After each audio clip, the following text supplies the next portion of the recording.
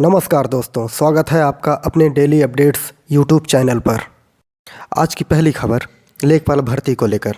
जैसा कि आप लोगों को पता है कि पीईटी का रिजल्ट आ चुका है, लेकिन विद्यार्थी जो हैं लेखपाल की जो तैयारी कर रहे हैं उनको ये भी नहीं पता है कि हमको पेपर देने का मौका मिलेगा कि नहीं मिलेगा। इसलिए पीईटी में कम से कम कट ऑफ तो बता दिया जाए कि जो किस कट ऑफ पे विद्यार्थी पेपर देंगे। विद्यार्थियों में इस बात को लेकर बहुत रोष है। देखते हैं खबर। लेखपाल भर्ती परीक्षा तिथि पीईटी कट ऑफ घोषित नहीं करने से विद्यार्थियों में रोष।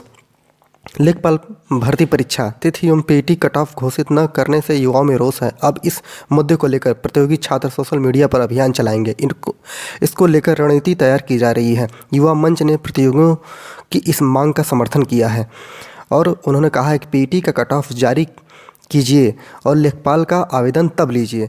युवा मंच ने मांग की है कि तत्काल लेखपाल मुख्य परीक्षा के लिए अर्हता रखने वाले अभ्यर्थियों के लिए कट ऑफ जारी कर परीक्षा तिथि घोषित की जाए। उन्होंने बताया कि रोजगार को चुनावी मुद्दा बनाने के अभियान में इस बात को प्रमुखता से रखा जाएगा।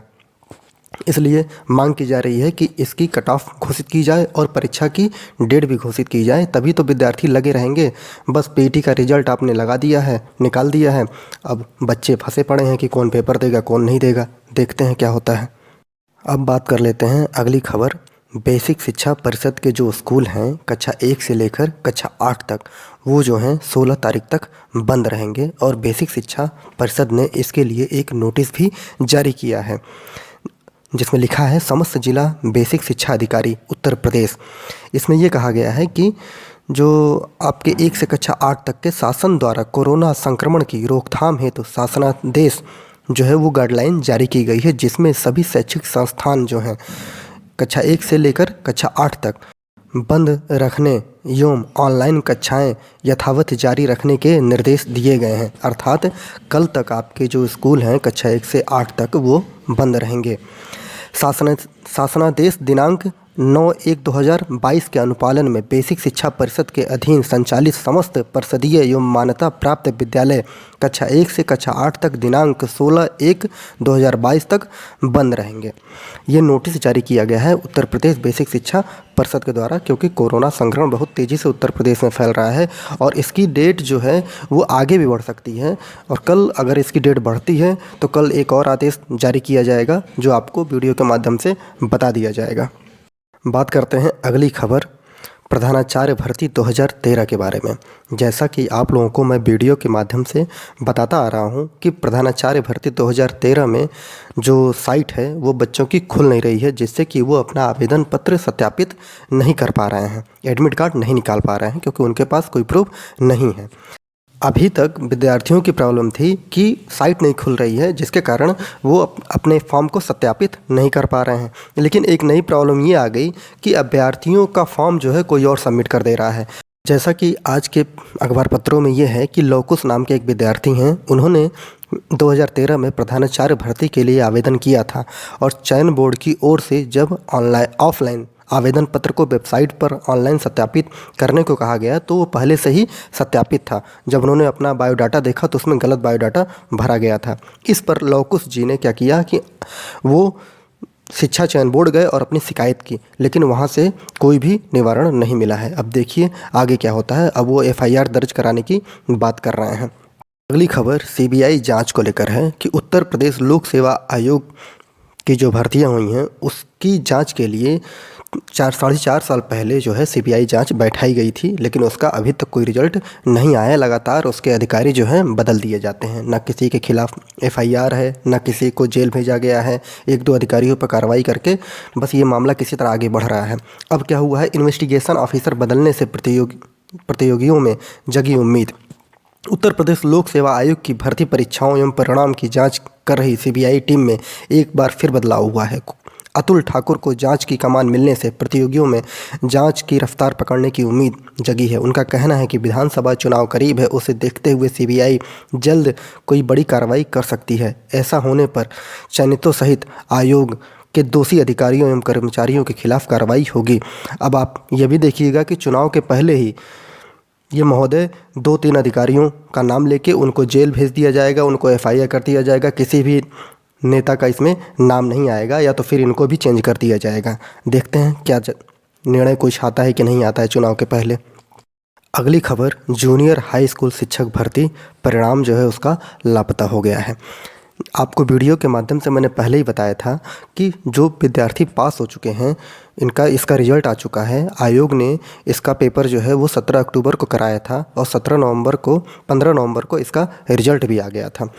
लेकिन अभ्यर्थी अब ये परेशान हैं कि इनका रिजल्ट जो है शिक्षा निदेशालय जो है वहाँ पहुँच क्यों नहीं रहा है। जब विद्यार्थी ये पता करने के लिए गए तो वहाँ से पता चला कि हमारे पास पीएनपी ने कोई रिजल्ट नहीं भेजा है। और विद्यार्थी जब पीएनपी आए तो उन्होंने बताया कि हमारा रिजल्ट भेज दिया गया है। अब विद्यार्थी ये परेशान है कि चुनाव का समय है, आचार संहिता लागू हो चुकी है। सरकार को चाहिए कि आचार संहिता लागू होने के बाद चुनाव आयोग से बात करके इस रिजल्ट को जल्दी से जल्दी विद्यार्थियों को देना चाहिए। लेकिन ऐसा नहीं हो पा रहा है क्योंकि शिक्षा मंत्री ने साफ तौर पर कहा था कि 30 दिसंबर तक ये परीक्षा जो है उसका परिणाम घोषित कर दिया जाएगा और जनवरी तक बच्चों को नियुक्ति दे दी जाएगी। लेकिन ऐसा दिख तो नहीं रहा है। सरकार क्या चाहती है अब समझ नहीं आ रहा है कि रिजल्ट हो चुका है लेकिन बच्चों को रिजल्ट दिया नहीं जा रहा है, फाइनल रिजल्ट नहीं दिया जा रहा है। इसके बारे में कोई जानकारी मिलती है तो आपको वीडियो के माध्यम से बता दिया जाएगा। अगली खबर यूपी पीसीएस 2021 के मेंस को लेकर है कि बहुत से सारे जो छात्र हैं वो कोरोना संक्रमित हो चुके हैं और वो परीक्षा टालने की मांग कर रहे हैं। और वो लोक सेवा आयोग भी कल गए थे और अपनी कोरोना पॉजिटिव की जो रिपोर्ट है वो लोक सेवा आयोग के सामने प्रस्तुत करके इस पेपर को टालने की मांग कर रहे थे। देखते हैं क्या है खबर। पीसीएस 2021 की मुख्य परीक्षा से पहले कई अभ्यर्थी कोरोना संक्रमित हो गए। अभ्यर्थियों ने उत्तर प्रदेश लोक सेवा आयोग में ज्ञापन और कोविड पॉजिटिव की रिपोर्ट देकर मांग की है कि परीक्षा को स्थगित कर दिया जाए। पीसीएस 2021 की प्रारंभिक परीक्षा में 7,688 अभ्यर्थी सफल घोषित किए गए थे जिन्हें मुख्य परीक्षा में शामिल होना है। पीसीएस के 678 पदों पर भर्ती के लिए मुख्य परीक्षा 28 जनवरी से प्रस्तावित है और यह परीक्षा प्रयागराज, लखनऊ और गाजियाबाद में 31 जनवरी तक आयोजित की जानी है। मुख्य परीक्षा से पहले कई अभ्यर्थी कोरोना संक्रमित हो गए हैं। अभ्यर्थी बुखार और खांसी जुकाम से पीड़ित हैं और इसीलिए विद्यार्थी चाहते हैं कि इस पेपर को टाल दिया जाए क्योंकि अगर वो बच्चे कोरोना पॉजिटिव हैं और मेंस देने नहीं जाते हैं तो फिर से उनको वही प्रक्रिया अपनानी होगी, फिर से उन्हें अगले साल पीटी देना होगा, फिर से मेंस देना होगा। इसलिए वो मांग कर रहे हैं कि हमारा साल ना बर्बाद जाए और कोई हमसे संक्रमित भी ना हो। बात तो सही है कि जो बच्चे पॉजिटिव हो चुके हैं वो कैसे दे सकते हैं पेपर। अगर वो पेपर नहीं देते हैं तो उनका भविष्य अधर में लटक जाएगा। इसलिए लोक सेवा आयोग को उनके बारे में भी सोचना चाहिए और पेपर को कोरोना को देखते हुए कुछ दिनों के लिए टाल देना चाहिए। अगर लोक सेवा आयोग पेपर टालता है तो आप लोगों को खबर वीडियो के माध्यम से प्रदान कर दी जाएगी। अगली खबर एलटी ग्रेड शिक्षक भर्ती के बारे में है। प्रदेश में एलटी ग्रेड शिक्षकों के हज़ारों पद खाली हैं, नए विज्ञापन का इंतजार है। एलटी ग्रेड शिक्षक भर्ती के हज़ारों पद रिक्त पड़े हैं। माध्यमिक शिक्षा निदेशालय की ओर से उत्तर प्रदेश लोक सेवा आयोग को अधियाचन भी भेजा जा चुका है और अभ्यर्थियों को महीनों से इस भर्ती का इंतजार है। 2018 के बाद एलटी ग्रेड शिक्षक भर्ती नहीं आई हुई है। भर्ती के इंतजार में अभ्यर्थियों की एज जो है बढ़ती जा रही है। अभ्यर्थियों ने आयोग से मांग की है कि नई शिक्षक भर्ती का विज्ञापन जो है जल्द से जल्द लाया जाए। आयोग ने एलटी ग्रेड शिक्षकों का अधियाचन जो है वो मंगवा लिया है और जितने पदों का अधियाचन आया हुआ है वो सिर्फ 1200 पद हैं। आप लगातार देखते आ रहे होंगे कि 2-3 यूट्यूबर हैं वो ऑनलाइन आ जाएंगे और बच्चों को भड़काएंगे कि आज हमारा दल जो है मुख्यमंत्री से मिलने गया, आज हमारा दल लोक सेवा आयोग के अध्यक्ष से मिलने गया, आज हमारा दल यहाँ गया वहाँ गया, 12,000 पदों पे विज्ञापन आ रहा है, कल आ रहा है, परसों आ रहा है, आप लोग तैयार रहिए, कभी विज्ञापन आ जाएगा। 2 महीने से उनका विज्ञापन नहीं आ रहा है, झूठ बोल रहे हैं। आज उनकी पोल खुल चुकी है। पता नहीं क्या कारण है कि विद्यार्थी भी इनके बहकावे में आते हैं और लगातार उनका वीडियो देखते आते हैं। अब कहाँ गया वो 12,000 पद, कहाँ गया 14,000 पद। आज तो पता लग रहा है कि 1200 ही पद अधियाचन में आए हुए हैं। और पिछला जो पिछली भर्ती हुई थी 2018 में, उसमें जो कुछ पद जो थे वो खाली रह गए थे, वो भी अभी इसमें नहीं जोड़ा गया है। विद्यार्थियों की मांग है कि जल्द से जल्द उस पद को इसमें जोड़कर और एक विज्ञापन लोक सेवा आयोग निकाल दे और जो विद्यार्थी ओवर एज हो रहे हैं वो भी पेपर देने को उनको भी मौका मिल जाए। देखते हैं कि लोक सेवा आयोग कब इसका अधियाचन निकालता है और कब डेट देता है। खबर कोरोना को लेकर है। 3 राज्यों में संक्रमण दर 20% से अधिक। ओमिक्रॉन के केस 4.83% बढ़े। 5 राज्यों में आधे से ज़्यादा केस। देख लेते हैं खबर। देश में पिछले 24 घंटे में कोरोना वायरस से संक्रमण के 2.64 लाख नए मामले सामने आए हैं। इनमें आधे से अधिक 1.44 लाख मामले केवल महाराष्ट्र, दिल्ली, कर्नाटक, बंगाल एवं तमिलनाडु से हैं। इनका इतना ही नहीं, राज्यों में संक्रमण दर भी चिंता का सबब बना हुआ है। महाराष्ट्र, दिल्ली, बंगाल में तो संक्रमण दर 20% से अधिक है। देश में आए कुल मामलों में कोरोना के ओमिक्रॉन के स्वरूप में 5,753 केस शामिल हैं, अर्थात देश में 5,753 केस ओमिक्रॉन के हैं। अब आप देख सकते हैं कि कितनी तेज़ी से कोरोना फैल रहा है और ये 5 राज्य जो हैं वहाँ पर कुछ ज़्यादा ही भयानक स्थिति है। देखते हैं कि वहाँ की सरकारें जो हैं वो इसको रोकने के लिए क्या प्लान बनाती हैं, लॉकडाउन करती हैं कि कुछ और योजना बनाती हैं।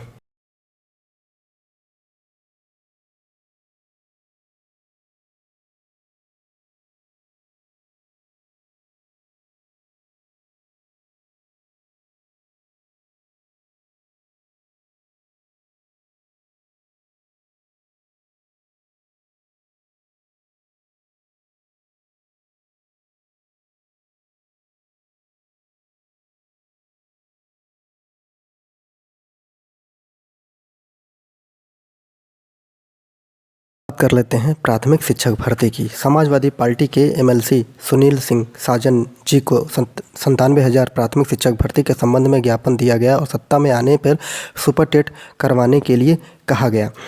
यहाँ पे बच्चों का ये कन्फ्यूजन है कि अगर समाजवादी पार्टी की सरकार आती है तो क्या मेरिट के आधार पे जो सिलेक्शन होगा प्राथमिक शिक्षक भर्ती में या सुपर टेट करवाया जाएगा। तो रजत सिंह जो हैं छात्र नेता, वो समाजवादी पार्टी के नेताओं से मिल रहे हैं और उनसे ये पूछ रहे हैं कि क्या आप लोग ये कंफर्म करेंगे अपने मैनिफेस्टो में कि हमारे आने के बाद, हमारी सरकार बनने के बाद जो प्राथमिक शिक्षक भर्ती आप लोग लेंगे वो सिर्फ मेरिट के आधार पर नहीं बल्कि सुपर टेट भी उसमें होना चाहिए। क्योंकि ये इतिहास रहा है कि जब भी अखिलेश सिंह या सपा की सरकार आती है तो वो क्या करते हैं कि मेरिट के आधार पर ही बच्चों का सिलेक्शन ले लेते हैं, वहाँ पे कोई कंपटीशन नहीं करवाते हैं।